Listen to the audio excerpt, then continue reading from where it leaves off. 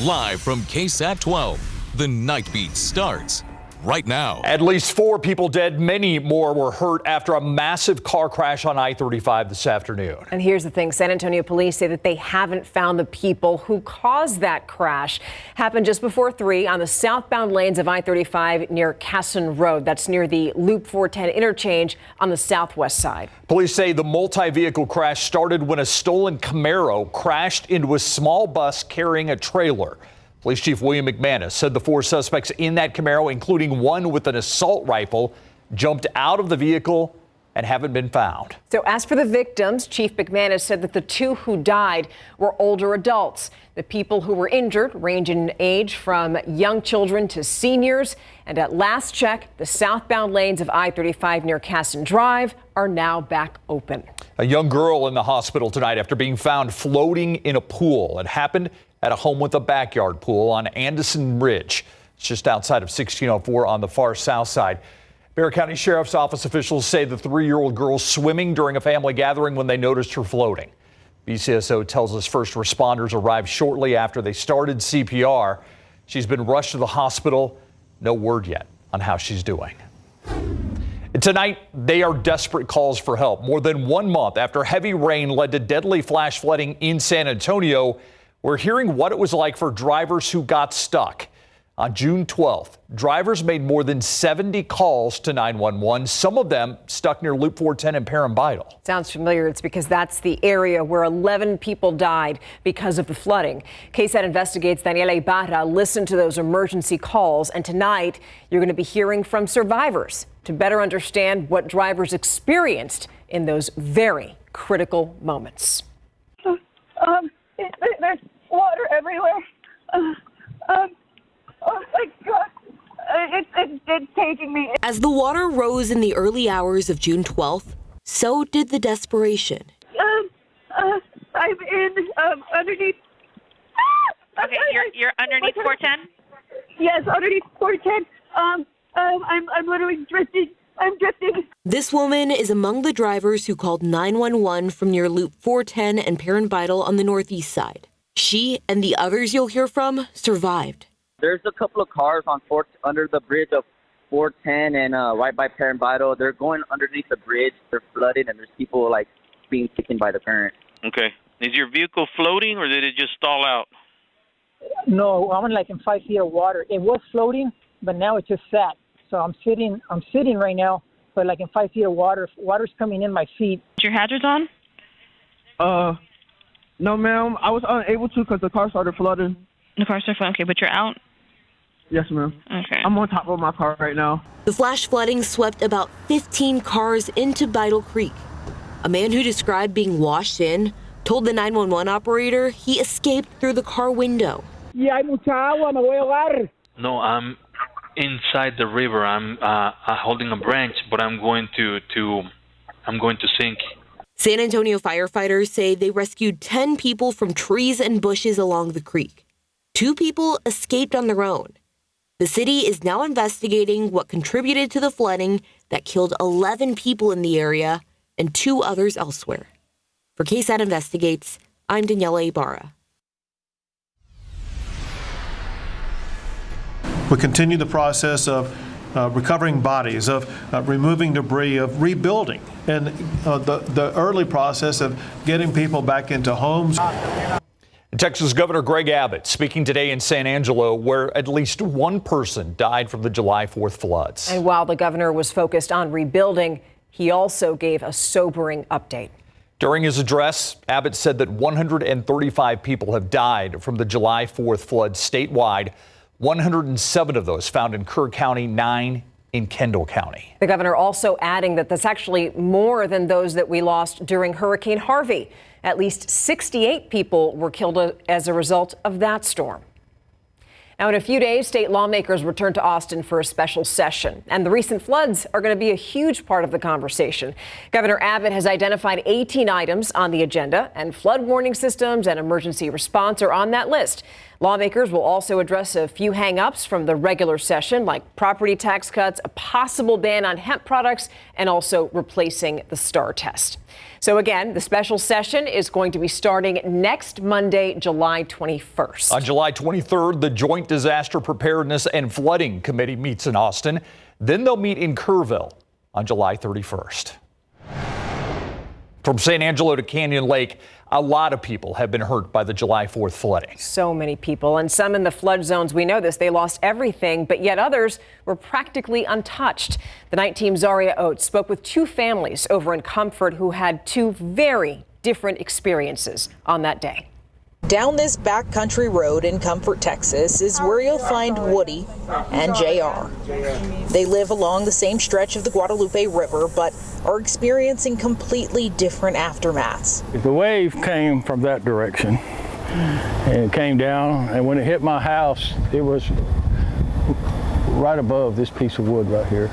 His saving grace, just how high up his home is from the ground. It would take 35 feet to get in my house, so it got up 30 feet, 34 feet, I'm sure. That's when I lost my truck, my motorcycle, my van, my RV, everything under here was gone. Thankfully, the community's been there for him. Someone even gifted him a truck to replace his classic Ford. Weight off of my shoulders, something to worry about. So, yep, it's all good. There's some good folks out here, all over. And there's people up that road, man, they need help. You know, that lost everything. So we went up the road and it brought us to JR. Lost everything. Just trying to salvage what little bit we have. We just barely had time to get out. Jumped in the trucks and hauled ass. Where'd you go? Just out to the highway. That's as far as we could go because the highway was already flooded in Comfort and Center Point both. Wasn't anywhere to go till the water went down. As the water receded, cleanup efforts began. All volunteers trying to help out. But for JR, after cleanup comes starting over. Just finally got the water working. We're gonna need all new furniture. Just keep patching up everything and start getting appliances and beds and everything. Get the water back on, get the sinks all hooked up, all that good stuff after that. It's just gonna be a process. Mainly just need some money and stuff to get all the new stuff together. If you want to and you're able to help JR out, a fund has been created for their family. In Comfort, I'm Zaria Oates. That's just one example of the devastation in the Hill Country that's left a lot of families with nothing. Now they're reaching out for help. A spokesperson from FEMA told us that since July 4th, 4,216 people have applied for federal assistance. FEMA assistance can put cash in your pocket for things like food, shelter, medical needs, and funeral expenses. To apply, you can go to disasterassistance.gov, call FEMA at the number on your screen, or through the FEMA mobile app.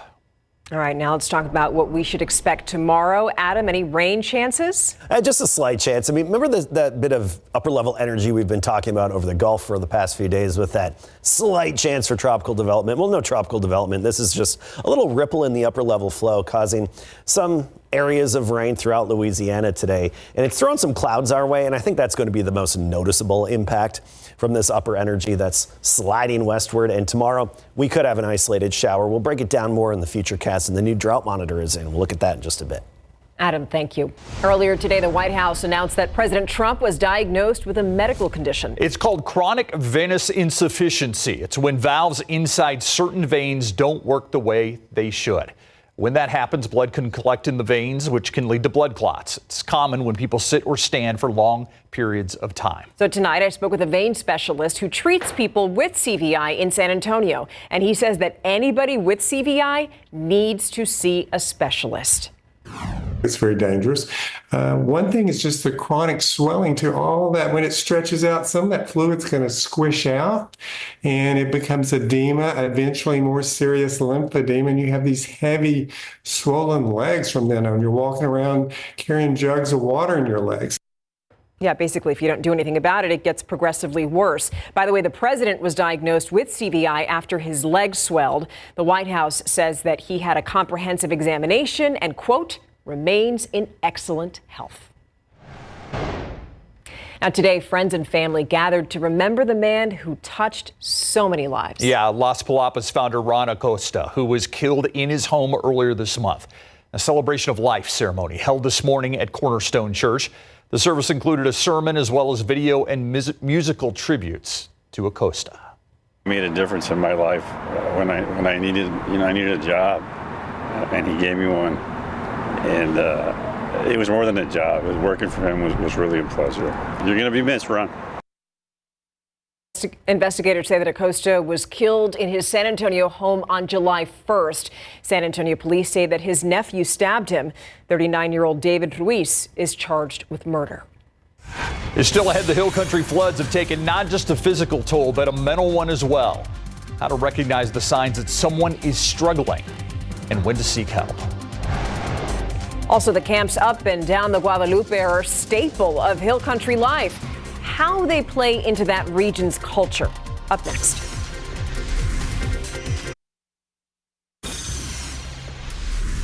Spend any amount of time in the Hill Country and you'll know that summer camps are a big deal. There are nearly 20 camps along the Guadalupe River from where the river begins to Comfort. The night team's Avery Everett spoke with one camp director in the area, and while he didn't see any damage on his property, he says that what happened weighs on the entire camp community. Camp is a very close-knit, very tight community, and for me, it's really hard, to run camp knowing that happened.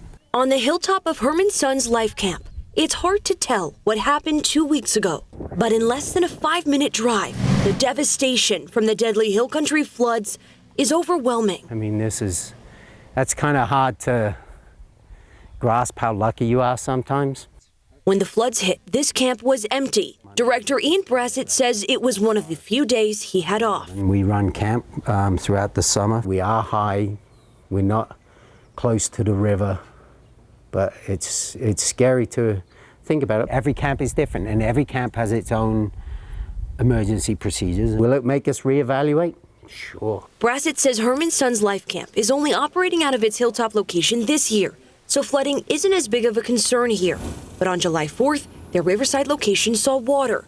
Thankfully, no one was there. Out of extreme caution, Herman Son's canceled camp scheduled for last week. It's got to be tough for parents to send their kids to camp. We understand that. We needed to give the emergency procedures, the emergency services in the area time to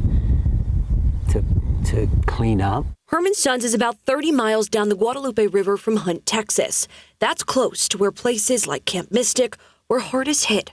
Brassett says he didn't personally know the two camp directors who died in the flood, but he says the culture of interconnectedness between camps in the Hill Country makes this tragedy hard for the entire community. It's devastating. I just feel for them and their families. He hopes in tragedy, people in the Hill Country can come together. Friendship, love, and loyalty. That's Herman Son's creed. A message of unity from one camp to the next.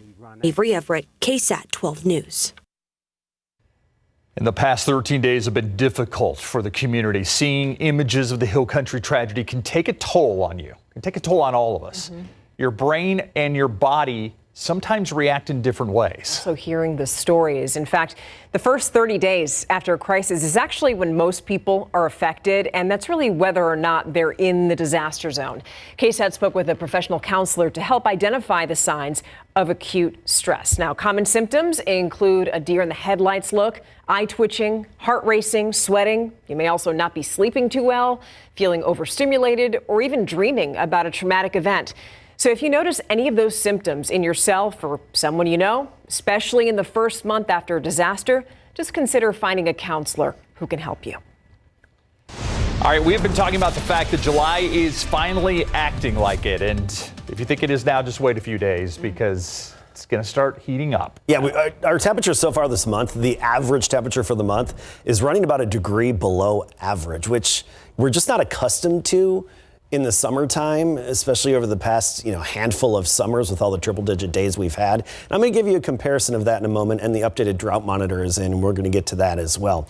I want to start off with our pattern. We still have that ripple in the upper level flow with some Gulf moisture. Not a tropical system, nothing that could make landfall or anything like that. Basically just a batch of rain moving through Louisiana into parts of East Texas here. Particularly, we're talking Beaumont, Port Arthur, maybe squeezing up to College Station, down to Houston, Galveston area. That's where most of the rain is going to be going forward tomorrow, and in Louisiana as well. We could get in on just a couple of showers, very brief splash and dash.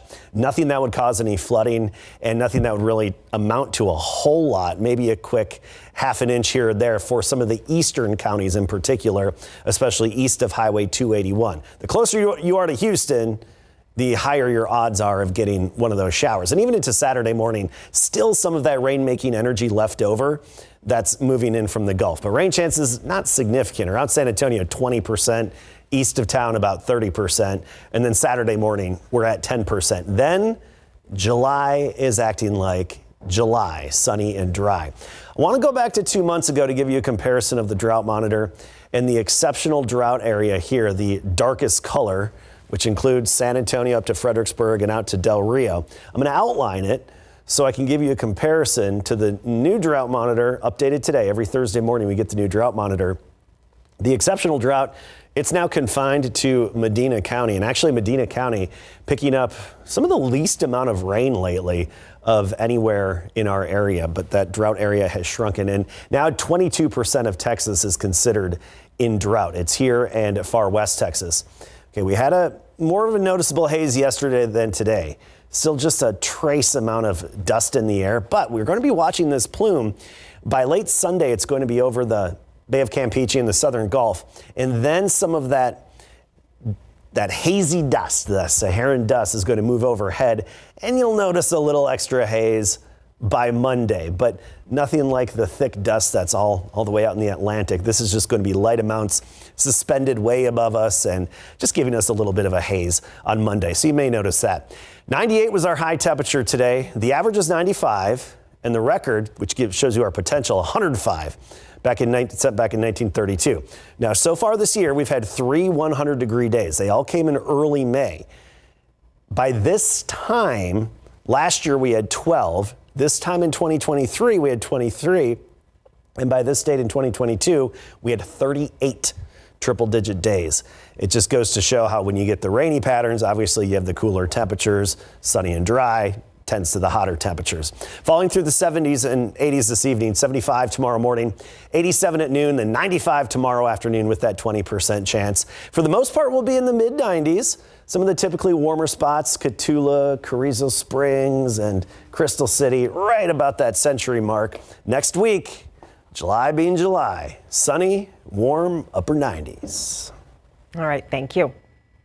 So I know that San Antonio is going to be rooting big time for Arizona, and your department spoke with Kase Cunningham. Yes, big deal. Last Sunday, Kase Cunningham was selected in the first round by Arizona. And for the first time, KSAT 12 Sports talking to Cunningham. He is living the dream right now. And is Saturday's world title fight personal or professional? San Antonio's Mario Barrios opens up about fighting the legend, Manny Pacquiao.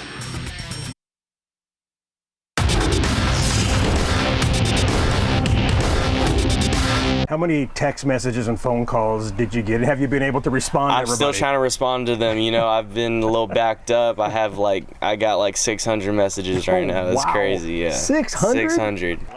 It's been a week every kid dreams of for former Johnson star Kase Cunningham in big board sports.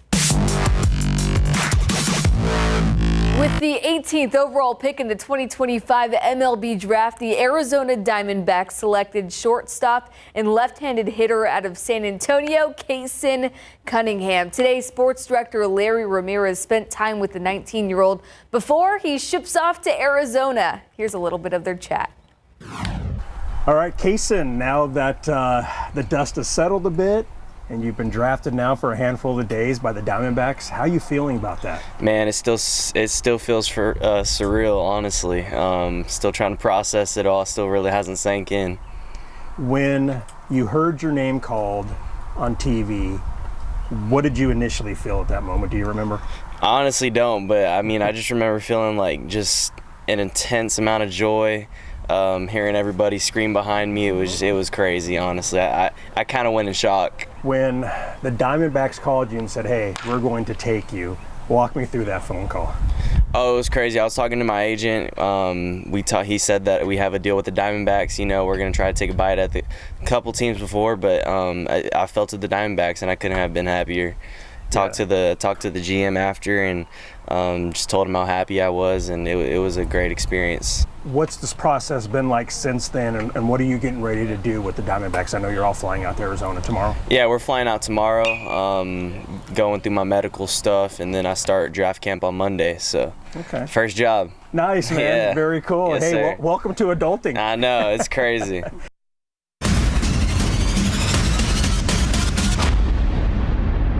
Well, Saturday night in just 2 days in Las Vegas, it'll be San Antonio's Mario Barrios versus legendary boxer Manny Pacquiao. El Azteca and Pac-Man have addressed the media for the final time at the MGM Grand. And Pacquiao was all smiles, which is on brand for him. But Barrios, on the other hand, he's tired of all of the questions that come with this high-profile fight, and he's ready to get in the ring and get to work. Sports producer Daniel Villanueva went one-on-one with Barrios. Here's part of their conversation. Make sure to check out all of our Fight Week coverage on KSAT.com. I always fight, I always train as if, it's my biggest fight to date. Is this fight more personal than professional? No. This fight is all professional. It's not personal at all. It's just business. Pacquiao wanted this fight. It's not like I was, after the Ramos fight, I was just sitting around saying, I wanted to fight Pacquiao. He's the one that he wanted to come out of retirement to fight me for my title. I'm honored, that a legend wanted to do like such with me. But yeah, no, this fight is just all business. Well, the San Antonio Spurs went into the night with a chance to make the Summer League playoff, but a 106-81 loss to Charlotte wiped away that possibility. On the bright side, though, Harrison Ingram, David Jones Garcia, and Carter Bryant all finished in double-figure scoring, showing more and more improvement and potential there. Well, after the break, TJ Watt got paid. What does that mean for Micah Parsons? All right, well, the KSAT sports team heads out to Oxnard for training camp on Sunday. And some interesting news, linebacker TJ Watt getting paid today, agreeing to a 3-year, $123 million extension with the Steelers to make him the highest paid non-QB in NFL history. Now, that's Watt surpassing Myles Garrett's $40 million year per deal.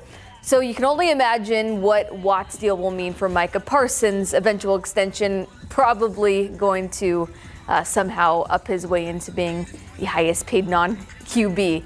Now, the history of the Cowboys front office shows that they don't mind waiting, and Parsons talked about that with WWE star The Undertaker about his contract situation. We wanted to do the contract last year. They're just kind of like, we want to do Dak and CD, and then you go out there, perform again, and then, you would think like, all right, we'll get it done early. We know there's some guys that's about to get ready to get repaid, like Miles, Max is going. So you would think like, hey, let's get ahead of that, what I mean? I just never understand, when guys come into the league and they're consistent and they, they perform well, why they got such an urge, but then there's guys that just have one good year or maybe 2 good years, and it's just like they get it right away. Interesting messaging from Parsons. He's showing a little bit of frustration and a really big hat. A really big hat. Little frustration, big hat. Yes. Yeah, well, there you Very go. distracting. All right. There you go. Thank you. We'll be right back.